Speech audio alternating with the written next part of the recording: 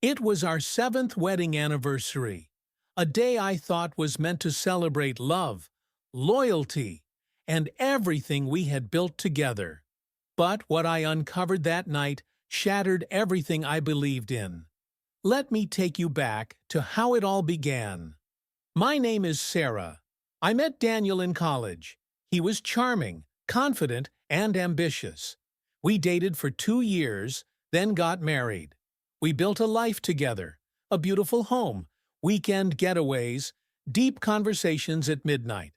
From the outside, we were the perfect couple. But I started noticing changes. He started coming home late, saying work was demanding. He was always on his phone, even in the bathroom, and the intimacy slowly faded.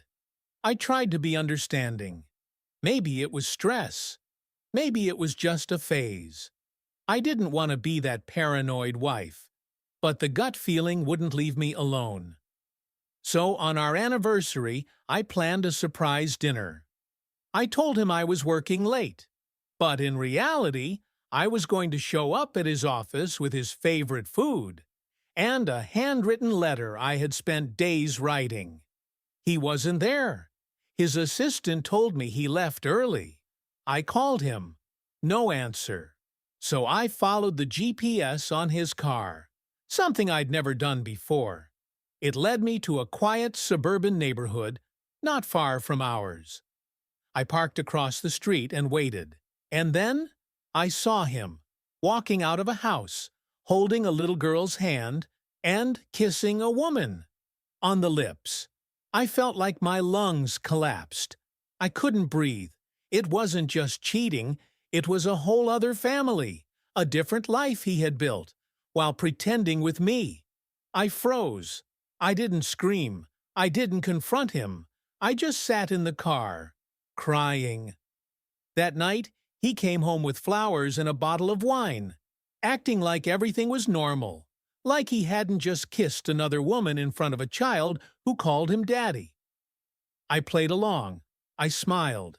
I even toasted to forever, because I needed time to understand the betrayal, to gather proof, to protect myself. Over the next week, I hired a private investigator.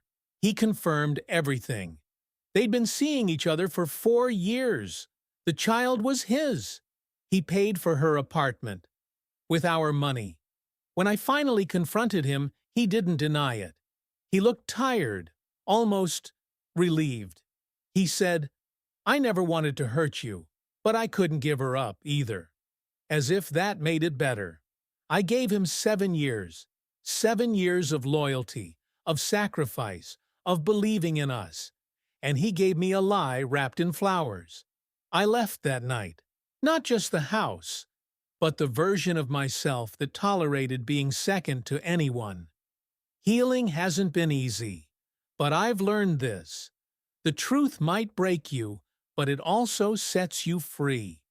If you've ever had that feeling that something just isn't right, don't ignore it, because love should never feel like guessing.